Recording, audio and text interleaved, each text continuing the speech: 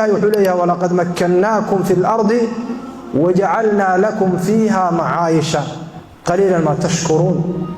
إلهي وحليها دولك أيان إذن مكمني وإذن دجني وحانا إذن كيا لي ميل أدكن نولاتان نولشينا أدكو قدتان ميل أدبينكي كويتان مالكي نولشينا كدعستان أدقناتان أدكن نولاتان مركوا النعمة قليلا ما تشكرون إن آد أير أياد إلهي ومهد علي ليسان أبو ردا وإذنك أبو ريدلك وإذن مكميي هذا وإذن كدقاي معاش مركا عمردا إيا بناها دولك لديسو ومن ملامح خلق البشر بيكمتاي في الوجود لكن سيد اسمها دولك إيا عمردا وهاقاقو وإني نفهمنا إني كهر ريسو بناء الإنسان بني آدم كو لديسو بني آدم كإن لديسو أيا وحا لغو إليا ودن إيا دول قروح بدن لغو إليا تصال هذا اللامي قروح بدن بينو يا مقالة دحدة هذا إنو مريا قريا أيانو بساناي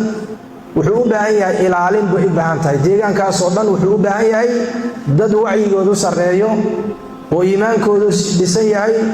وتعليم تهدو وحوه تعليم تهدو بسيهي وأخلاقه أي بسنتهاي ووعي قدو سريو dadka ayaa magaaladaasi qurxin kara marka si wanaajin kara hadba waxay ku sii daraysan idan marka maxaan ku dhisi karnaa dadkeena waxaan nidhi ciwaanku waxa weeyaan magaaladan dhismaheeda waxa ka horeeya bini aadamkii inaan dhisno si dhismihii magaaladu markaas inoogu qurxanaado waxaan ku dhisaynaa marka arrimahan soo socda ayaa loogu talagalay bini aadamka in lagu dhiso qofkan waa in loo diyaariyo إن وحنباري كرو مسؤولية وين وحنباري كرو قاضي كرو أي نوع مسؤولية وعيتهاي أنت أنا هذا ما يشوف إذا قفك مسؤولية بسعر مسؤول واي مركب مسؤولية داسي وتحمله وقاضه وإن الله دياري أولا مركب وحلو ديارنا يا إن إيمانك يصلى بالصبح وحأوجه الرأي وقفك اللي جتوسي وحويان عقيدة سيء توحيد كيسية إلهي كحرناشي سبحانه وتعالى إلا بسوء اللهجاتيو مركا كدب أيو مسؤوليات كستا وقاضي كرا سانكسونا النبي أن محمد صلى الله عليه وسلم تربية سي روحي أهيد عقلي أهيد وحكب اللعبي إنو إنسان كحرية عبودية الضوامة إيه وحويا جهلك إيه أوهانت إنو كحرية إلهي سبحانه وتعالى كحرنا شيء سيء توحيد خالص كا إنه حرية أيوك بالله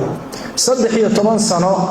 أي النبي صلى الله عليه وسلم مجالدي مكفدي أو شوقي صدحي طبعا كعسنة وحي لجها اللي يوحى أقبض وحوها سيد إلهي ذاتك الله وحي لها سيدك الله وحي لها إيمان رسمي وصحة حيا للنفط مركي أي برات التوحيد كي إيمانك حيا لنا يسا خصائص إيه السمات أي يالا ليسا ودينة إلهي سبحانه وتعالى إنه وشيء وحواه الرأي قفوا مركو توحيد كسب لبا أقاطه عقيدة صحة لغيها له إنه هليو الأمن والإطمئنان أمني يدقنا شيء هليو لا شدتك كلا يولول يولبهار يوروريك أي كتيران قفك إيمانك الراسخ عليه توحيد كسب عنه فهمي أسوي كسبية أمني ينبتجريه هايستا هذا دون يسئين قلبي عقود دجو أمان ينبتجريه أدرينتو دجنا شاء أدرينتو والأدوية وسكهينين وإن عقيدة هذا السلسلة كحرنا شاء إلهي سبحانه وتعالى كحرنتهاي يحرير كإلهي الله لهذا وإنه يهي مدآد وإنه يهوي إلهي سبحانه وتعالى قرآن كيسا وحكوله يهي الذين آمنوا ولم يلبسوا إيمانهم بظلم أولئك لهم الأمن وهم مهتدون الله سبحانه وتعالى وحليه كوى علي النبي هم إيمانكم أردبتك يهي وإيمانكم دستحر يهي إيمان كان أن كدهين أن كدرين شركي ظلم أن كدرين ظلم هو الشركي أولئك لهم الأمن إلهي سبحانه وتعالى وحليه كوى وحا أصغنا ذي نبت قليو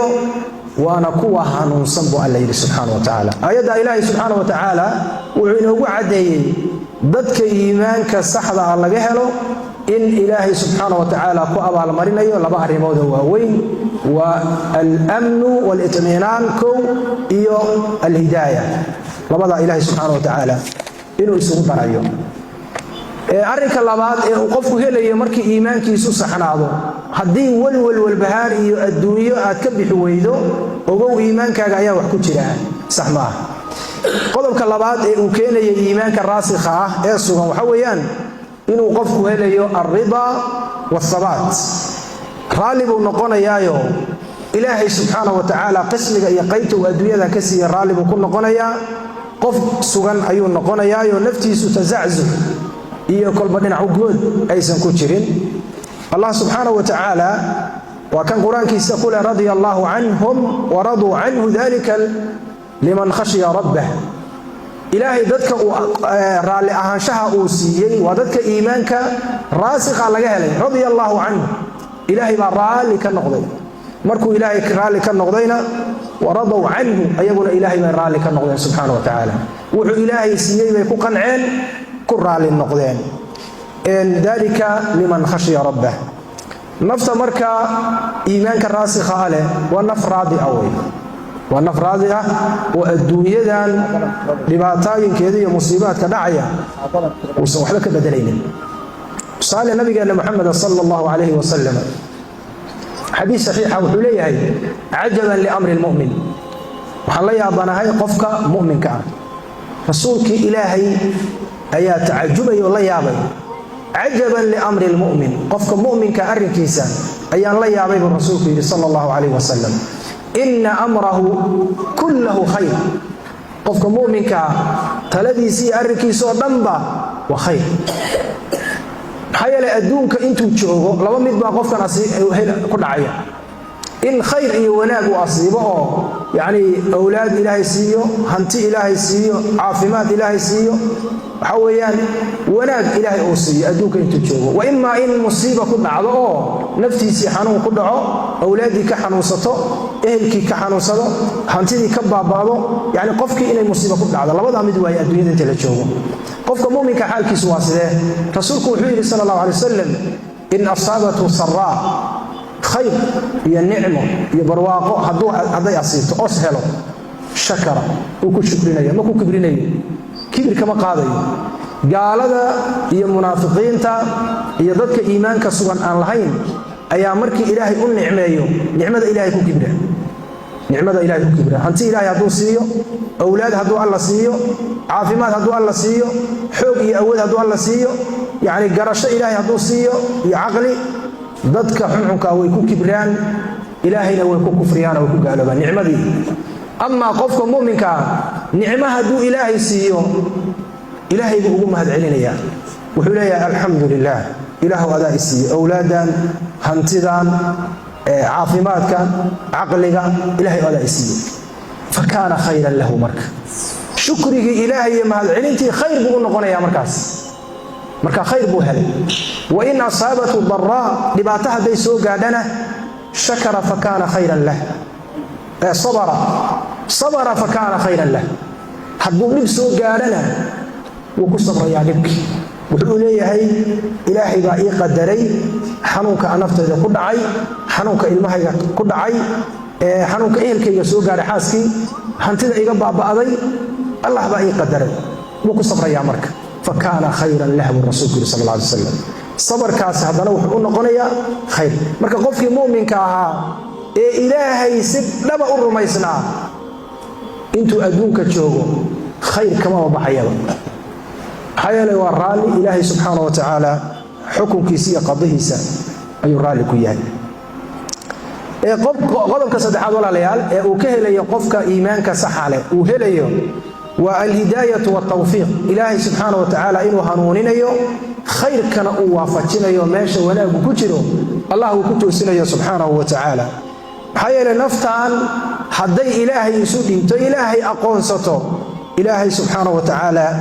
ma uu dayacayo allah wuxuu leeyahay qad jaa'akum min allahi nuurun wa kitaabun mubiin yahdi bihi allahu man ittabaca ridwaanahu subula asalaam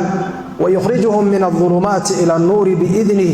ويهديهم إلى صراط مستقيم. وحايدين ما ذي ددو إلهي حقي سوى حايدين كيما ذي النور وحي إيا كتابك كتاب مبين وعد وقرآنك أيا إذن ما ذي إلهي سبحانه وتعالى وحكوها نونيا قفكي الراعة كتاب كاس إلهي سبحانه وتعالى وحكوها نونيا ودد توصن أيو كهانوني ودد النبت قليدا أيو إلهي كهانونيا مقديدا وشركيا يجهليا أهنا إلهي بك ساريا نورك يفتينك إيمانك أيو الله ساريا إلهي ودد توصلنا ومرنا يا سبحانه وتعالى مركولا ليال نفتنا إيه أولادنا إيه إهلكنا إيه ديغانكنا waxa ugu horeeya waynu kula dadaalna waxa weeyaan inaan ummadda Ilaahay ku xirno inaan tawxiid ka barno inaan waxa weeyaan Ilaahay subhanahu wa ta'ala aan barno waa mid ugu horeysa waa inuu ku heli karno insaan waxa weeyaan toosan oo hagaagsan talabaad ay ku toosinayna waxa weeyaan binaa'u ta'liim بطلب العلم النافع حكون سكرنا ضدكنا iyo bulshadeena iyo deegaankeena inaan cilmiga naafica oo shariicada barno kitaabka iyo sunnada iyo wixii laga istinbaaday labadooda inaan dadkeena barno jahliga ka saarno ummad kasto hormarta waxay ku hormartaa cilmiga ay ku hormartaa ummad kasto dib dhacda oo asaageed ka hadha oo deegaanada la midka ka hadhana waxay ku haddaa jahl markastoo marka deegaankeena dadka cilmiga yaqaan uu bato waliba cilmiga shariicada waxa inoo badanaya horumarka deegaanka ayaa badanaya meel kastoo joogno deegaan kasta deegaanka uu ka culimo badan yahay oo ka aqoon badan yahay aqoon waliba diineed baa la rabaa ayuu ka horumarsan yahay marka dhismaha labaad ee dhisayna dadkeena waxaan ku dhisaynaa inaynu cilmiga naafica barno rag iyo dumarba deegaanadu waa kala yihiin hadda waxa laga yaabaa deegaankan hadda aan ku noolnahay oo cagaaran deegaano ay isku da'yihiin inuu ka horeeyo ugu horeeyo waxa weeyaan madaarista quraanka xalaqaadka quraanka iyo kuwa cilmiga iyo macaahida ka furan ayuu ka horeeyaa idan waa inaynu ku dadaalnaa dhisidda dadkeena aan ku dhisayno cilmiga shariicada waa dardaaranka labaad midka saddexaad maxaa yeelay qofkaan ilaahay subxaanahu wa tacaala markii la baro oo diintiisii aqoon u yeesho wuxuu fahmayaa xuquuqdii ilaahay ku lahaa ayuu garanayaa xuquuqdii addoommadana wuu garanayaa xaqii addoommadu ku lahaana wuu garanayaa mar hadduu garto waxa weeyaan qofkaasi naftiisuna way badbaadi deegaankiisina waa badbaadaya nabigeena calayhi salaatu wasalaam xadiis aad iyo aad muhiim u ah ayaa jiray xadiiska marka waxaa ku jiray waa xadiis koobaya qofkii inuu taqwadii ilaahay subxaanahu wa tacaala ku dadaalo maxaarimtii iska ilaaliyo deriskii waxa weeye uu ilaaliyo muslimiinta dhammaantood uu ilaaliyo waxa weeyaan diintaana dariiqeeda uu ku ilaaliyo marka qofku marka duu cilmi leeyahay wuxuu ogaanayaa adduunyadan waxa ay tahay iyo waxa ay qiimo ku leedahay adduunyadu waxay qiimo ku leedahay qofku inuusan ka dhiganin ayada maqsad ee maqsadkiisu aakhira yahay wuxuu leeyahay rasuulku sallallahu alayhi wa sallam man kanat al-aakhiratu hammah qofkii aakhiradu ay tahay hammigiisa ilaahay subxaanahu wa tacaala wuxuu siinayaa saddex arrimood abaala jacala allahu waxa weeyaan jacala allahu ghinaahu fi qalbi ilaahay qalbiga wuxuu gelinayaa hodantinimo wa jamaca shamlah waxa la wixii ka kala daadsadana ilaahay baa isugu aadinaya wa atat ad-dunya wa hiya raaqima adduunyadii oo dhanna wuu helayaa gacantuu ku dhigaya ayadoo soconaysa isaga imanaysa ومن كانت الدنيا همه ومن كانت الدنيا همه يعني قفك الدنيا والهم يسويها هذيك مركو سيحنا يا الدنيا كسيحدا صبحي مركو سوكع يا الدنيا كسوكع ضدك مركو لا شيكيسنا يا الدنيا كلا شيكيستا يعني كيف بيصير انا الدنيا امك همنيا حداد الدنيا همغاغي كدغتو وينا صد حقوقك ku dhacays كو جعل الله إلهي وحياليا فقره بين عينيه لبدا إن نود با فقر لو صاريا ولغيبا فقر كبخ ما يقفكاس حتى هدو هنتي بدن يشو دار دادير iyo baawur cad hadi haduu leeyahay hamigiisina uusan aakhira jirin adduunyo uu ku egyahay ilaahay faqri kama bixinayo subhanahu wa ta'ala wa haqiqa nabiga yiri sallallahu alayhi wasallam ja'ala Allah faqrahu bayna aynayhi labada inood ba faqri loo saaraya ومد اللبادة وفرق الله شمله الدنيا دي دنيدي او راديناي الهي اسغوما كينا يدا مالكو يراده الدنيا ده شبه مeel kale bay ka fakanaysaa soo ma arag dadka hantida leh hantidu ay waxa weeyaan hantida badan ilaahay uu siiyay waa imtixaan uu ku imtixaanay asagii baa xanuunsanaya xaaskii baa ka xanuunsanay ilmaha ka xanuunsanaya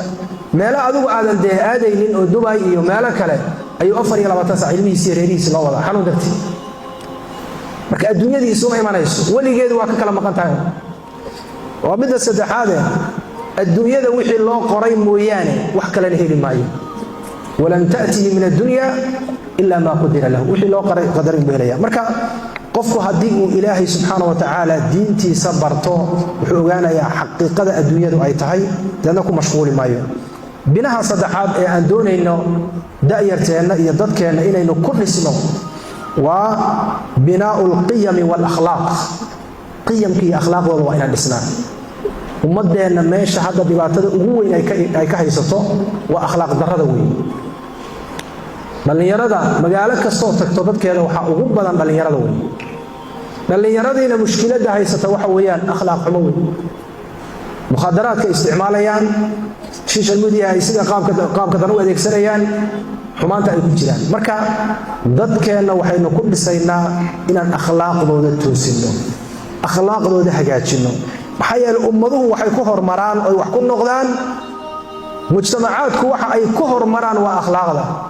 waxa ay ku dibdhacaanna waa akhlaaq xumada weey hadaa aragtid ummad islaynaysa hadaa aragtid ummad isgoynaysa oo isxiriirinaynin hadaa aragtid ummad isboobaysa hadaa aragtid ummad isdulminaysa waxa soo dhan akhlaaq xumada keenaysa laakiin hadii akhlaaqda la dhiso dadkeena waxaan helaynaa horumar weeye nin gabiyaa wuxuu leeyahay وإنما الأمم الأخلاق ما بقيت أمضه وأخلاق انت أي باقي وإنما الأمم الأخلاق ما بقيت فإن هم ذهبت أخلاقهم ذهبوا أمضه وحيكوكر نقطة ويكون باقي نقطة وأخلاق حدي أخلاق وضوطة يقولون ويتغيان وبابايان ويسدليان ويسنكاريان ويستميريان marka akhlaaqda aynu ku dadaalno nabigeena sallallahu alayhi wa sallam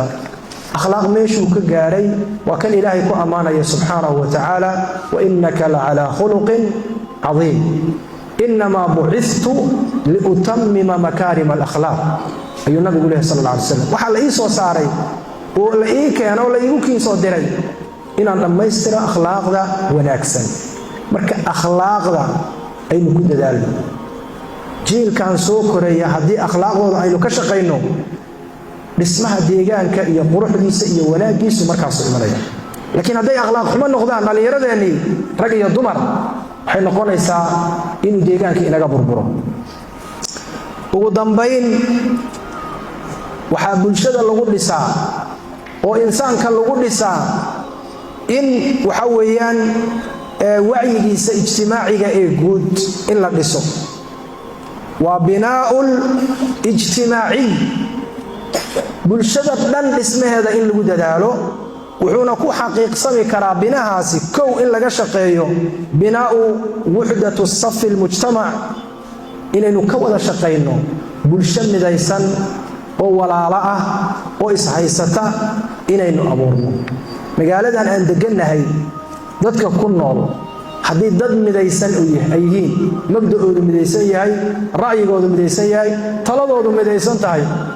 wax badan bay goynayaan waana midda ilaahay subxaanahu wa tacaala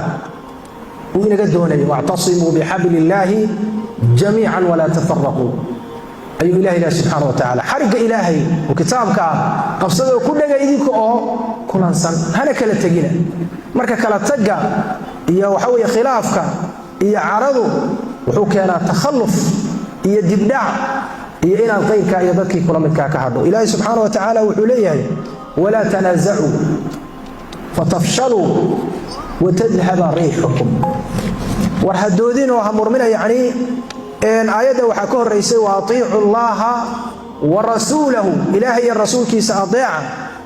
wala tanaza'u ha isqabqabsanina hadoodina adduunyaha isku qabsanina diintii ha isku qabsanina dood iyo muran dhexdiina ka ilaaliya. hadday dhacdo inaad waxa weeyaan iskhilaaftaan oo aad doodaan maxaa dhacaya fatafshalu waad fashilmaysaan wa tadhhaba riihukum awoodiina iyo quwadiina waa tagaysaan. islaamkii hadda markii uu noqday qayb markii ayaga dhexdoodii waxa weeyaan ay isqabsadeen markii dagaal maxay noqdeen awoodoodu waa tagaysaan. deegaankan hadda dadka ku wada nool tusaale hadday midaysan yihiin waxaa laga yaabaa cadow fara badan inuu ka leexdo. laakiin ayagu haddii ay isku jeedsadaan oo qoys iyo qabiil iyo jife isugu jeedsadaan awoodoodii iyo waxtarkoodii iyo haybadoodii iyo baqdintii ummadaha kale ay ka baqayeen meesha way ka baxaysaa. wa tadhhaba riihukum ayuu ilaahay subhanahu wa ta'ala. marka maxaan samaynaynaa waxaynu ka shaqaynaynaa ummadeennan deegaanka wada degan inaynu ka dhigno walaalo mid ah wixii shar ay soo wajaha hal waji ay uga hortagaan wixii khayrana hal ay wada qabsadaan khayrkana isu kaalmaystaan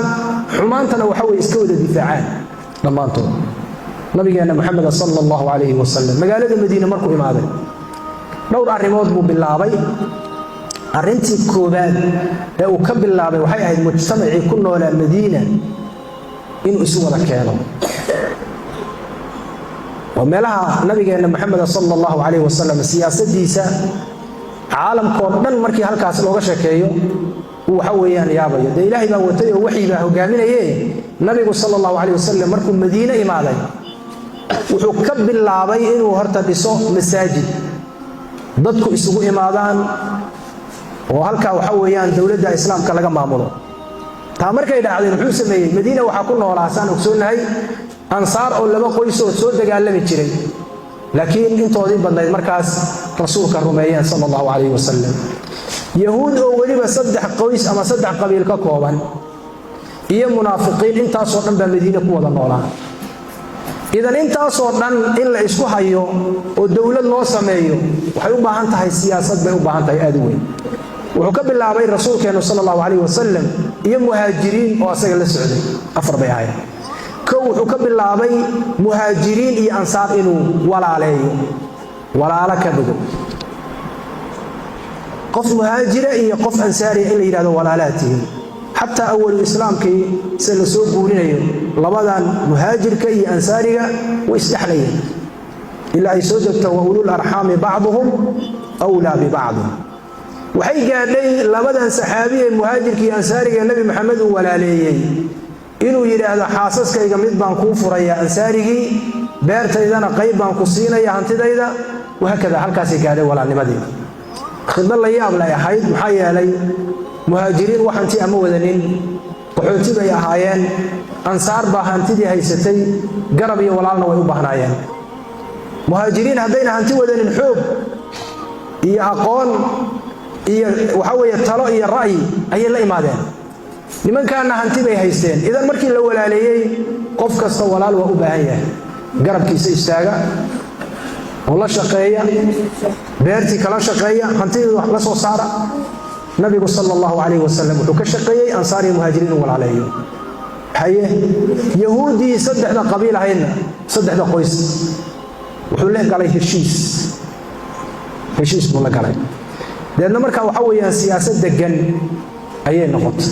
marka in laga shaqeeyo wuxdatu saf waa arin waxa weeyaan aad iyo aad muhiim u ah. nabigeena sallallahu alayhi wasallam wakiilaha mathalul mu'minina fi tawaddihim wa tarahumihim wa ta'atufihim kamathalil jasad. taasal raba dadkeena inaan ka dhaadhicino nafteena ku abuurno ilmaheena iyo xaasaskeena iyo dariskeena iyo eelkeena aan ka dhaadhicino. dadka mu'miniinta nabi maxamed wuxuu ku tilmaamay hal jid oo kaliya markii laga eego say isu jecel yihiin say isugu naxariisanayaan say isula xanuunsanayaan markii laga fiiriyo hal jid oo kale qofku yaala ayay la mid yihiin rasuulka sallallahu alayhi wasallam ogow iimaankaaga waxba ku jira qof mu'mina markii ay wax soo gaaraan oo xanuun u dareemo haddaad la xanuunsan weydo iimaankaaga waxba ku jira fiis iska fiir iimaankaaga waxba ku jira maxaa yeelay qofka muslimka ah waa qofka la jecel walaalkii waxa naftiisa uu la jecel yahay marka qofka mu'minka ah mu'minka kale sida jirkaas oo kale haddii hal xubin oo kamida uu xanuunsado kii kalena xanuunka u dareemayo ayay u dareem marka dadkeena waa inaan ku abuurnaa taas mathalul mu'miniina fi tawaadihim wa tarahumihim wa ta'atufihim kamathali al-jasad al-wahid hal jir oo kale ayay la mid yihiin idha ishtaka minhu udwun hal xubin hadduu xanuunsado oo shakhsiga kamida intii kale dhan wuxuu ugu yeelayaa soo jeed iyo xanuun ayaa wada gaaraysa marka taas oo kale ayaa la inaga rabaa waxa la doonayaa walaalayaal inaynu dadkeena ku dhisno binaa'ul amali fi an-nufus wal qulub qulubtooda iyo nufuustooda inaan yididiil tafaa'ulka fiican baa fiican inaan dhaano magaaladu way dhismaysaa horumar baa la gaarayaa dadkani arintan hadda waxa lagu jiro xogay culayska waa laga bixi doonaa heer waxa la gaari doonaa qof kastaba wuxuu doonayaa uu gaaro يعني أمل إن ذاتك الله سمعيه إن لن يتشبه معها وحلو لسا ذاتك هل يتشير واحد سرع إلا شيء نبينا محمد صلى الله عليه وسلم صحابة أيهوي ماذا مالين أصدقوا وحويان مال شيفاء وحوي مرض يسي بركين هايستي مركز أو على علان وليسك يلبك هايستي مركز أو على علان مركز النبي ويري صلى الله عليه وسلم أصدقوا مركز صحابة ديري قرينيا oo yani rajo fiican u sheegaya wallahi la yutimmanna hada al-amr ama la yutimmanna Allahu hada al-amra riwaya ilaahi subhanahu wa ta'ala wuxuu dhameystiri doonaa amarkan oo diinka oo hadda culayska aad ka sheeganaysaan hatta yasira ar-rakibu min sanaa ila hadramut ila qofkii gaadiidka saarnaaya keligii ah uu ka tago magaalada sanaa la yiraahdo una ka taga ilaa uu ka taga Hadramut la yakhafu illa Allah wax kala ka baqi maayo yani amal baa la doonayaa dadka in naftooda lagu abuuro deegaankii la jeclaysiiyo horumarka la jeclaysiiyo yani qalbigooda wanaag lagu abuuro waxaan ku soo gabagabeynayaa dadkeena waxaan ku dhisaynaa binaa siyaasi ah yani siyaasaddu ma aha kaliya midan dawladda deegaan kasta wuxuu u baahan yahay xataa siyaasad u baahan yahay haddii siyaasadda deegaanku khaldanto tii dawladdana waa halaabaysaa deegaan kasta wuxuu ku dhismi karaa siyaasadiisa in la dhiso siyaasad midaysan oo sax ah lagu dhiso siyaasadda marka maxaan ku dhisi karnaa oo ay ku istaagi kartaa afar tiir bay leedahay siyaasadda sideedaba lagu dhisaa tiirka koobaad waxa weeyaan ashura oo wada tashi waa isgarmaqal waa isdhagaysi waa isla tashi weyn yani qofka uu sareeyo magaalada oo gudoomiyaha sida Sheekh Abdulsalaan oo kale waa in uu la tashadaa khiyaarta kaleeto deegaanka dadkiisa kale wax garadka rag iyo dumarba waa in uu la tashadaa tashigaas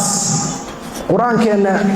aad iyo aad ay u adkeeyay u weyneeyay shuuradaas meel weyn baa la gaarsiiyay walladina istajabu li rabbihim wa aqamu as-salata wa amruhum shura baynahum ومما رزقناهم ينفقون إلهي مركو أمانة يددك المؤمنين تلمامهنا يكو أمانة وحيد إلهي سبحانه وتعالى هو ربي قد أجيبي يعني هذا الكيسي قاتي صلاة دينة توسي لغاية ولا تشئي الشورى وحي أي كل أرزاقنا بحين يوحكم ذا كواس أيام مؤمنين تأماننا سوك الإلهي وكيلها فاعف عنهم واستغفر لهم وشاورهم في الأمر نبي محمد قال له لا تشق صحابة سوى وحي إلهي وهجي حضنا مع ذلك وحال ليه رأي الصحابة يددك مؤمنين قالوا والله تشق والرأي ويدي حيث الله تعالى أرين كاسا ترين محاد كل دين لا تشق إن وحنكسونا هاي أمد يعني وحويان إسلام هجامينيسي وإلهي وكم بدباديي ولا تشجي أي لا سميسي ضدك يعني وحويان كحيانا ذوها إلهي سبحانه وتعالى وحلى سورة النمل قالت يا أيها الملأ أفتوني في أمري ما كنت قاطعة أمرا حتى تشهدون بيننا. جوابي سيئو إلى التالية محان كسم يا نبي الله سليمان فرين تاني ورقدنا ويصدر يعني تشغاس أي جلس مركب قف أرنت كوبان سياسة إنه كوها جايسو وإن الإسلام تشنا وإن برشاد الإسلام تشتا وإن قفك مدحضة ولا تشدا ضدك وحويان رعية نساء وحكومية طلبات وحوي وبرشاد إن السياسة هذا كوها ماري كرتو والعدل وعدالة عدالة هذا سمين وينو وحويان وفشل منا يعني أمضها أي كهر مران وحوي وعدالة اللي هلا كانوا سرية حكومية لقد بالله إلى أيك أوهصية إن عدالة ما ولا سميه عدالة داس إلهي سبحانه وتعالى وحليه إن الله يأمر بالعدل والإحسان آيات كلا وحاجتها ضدك حاكمين تا أو ضدك حكومية مدحضة إيا محكومين تا لبدا بحقودي وكعدي الله سبحانه وتعالى وحليه الله إن الله يأمركم أن تؤدوا الأمانات إلى أهلها وإذا حكمتم بين الناس أن تحكموا بالعدل إلهي وحو إذن فريا أو إذن أمريا إن أمانوين كأهل كود أقودتان وضدك مسؤوليين تان مسؤولية دني وأمانو أمانة داس إن ضدك أهل كيسا له أقودتو سي عدالة يضاعد أغسق يسواي قد شدد سي عدالة يضاعد نمو السنانة إن تكون قامسة تكون معموشة حديعة كلا ساريسان وإذا حكمتم بين الناس بدك هدات كلا حكومة إيسان أن تحكموا بالعدل عدالة إن تكون كلا حكومتان يعني لما تضع هي مصيبة أقوى وحيدا عيسان مركي بدك مسؤولية دهيي أما بدك كلا ساريي بدك أيو كلا إحدان بدك أيو كلا إحدان وعدالة إن يكون حكومان للرمي أي جور هي بعض يكون كلا حكومان أن تحكموا بالعدل آيات إلهي سبحانه وتعالى آيات كدن بيسوح إليه يا أيها الذين آمنوا أطيعوا الله وأطيعوا الرسول وأولي الأمر منكم آيات علماء مركز يفسر أيها وحيلين آيات ظهورة وحا لغو إجماليي واجبات كالراعية إيا حاكمك واجبات كسارا ضدك الرعية دي سهل إنه عدالتكم مأموله أمانة دي أيوب يبتين نسي صحة وقلتوسي عدالة ومأموله آيادا ضمبنا وحي إجمالي سيدنا واجبات كرعية وحانا أقوين إن أي أضيعان قفك مركع أي طلبة إيا مسؤولية أوليبتين وحيكون أضيعيان وح الله وحي معروف إيا ونادا يكون أضيعان حدي أيها لفظه اللي قوة يضاع داس وواجب داعديه waxa imanaya isbariyaan iyo taladii iyo xukunkii meel uu ka go'in la waayo marka mid ugu dambayso oo ehelkeena dadkeena ku dhisayna waxa weeyaan in aan siyaasi ahaan iyo wacyi ahaan u dhisno oo bulshadeena aynu ku dhisno afarta qodob waxa weeyaan ashura العدل المساواة والحرية أفرتها سيدنا وحا أساسها سياسة الدقل صحبة أفرتاس أيام كل جوا وأنا أفرتي دينتينو أي وحوي يكون داش دولة كستا أو لسان أو وحويان هرمن له وحيكون لسان تاي أفرتاس كولا تشي الشورى لبا العدل عدالة إلى هذا وعلى هذا دولة مسلمة أو أن عدالة لهين ما استغنت ويزوشها لكن دولة كافرة وأمد هذه ضدك هذا عدالتكم مع مشان ويتجنانيسه حيابها وقبضنا مركز دولته قدمان وجوركي عدالة الله أنت العدالة تصدحنا وحوي المساواة إن ضدك أي سنادان وسنادان حقوقي دولته وسنادان وحويان وحقبتك ضدك إلى السميين لكن هذه ضدك لك لا فضله وقارنا لقدي وقار وحوي غير مدحة قارنا لقدي قارنا يسكحكم هو اللي يقول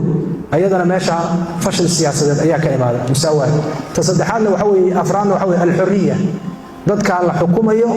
إن حرية لصيو حرية ما حرية مطلقة وحرية يكون وحويان قيدني ضوابط الشريعة marka hadii qofkii laftiisa xurriyadii laga qaado oo sidii adoonkii oo kale laga dhigo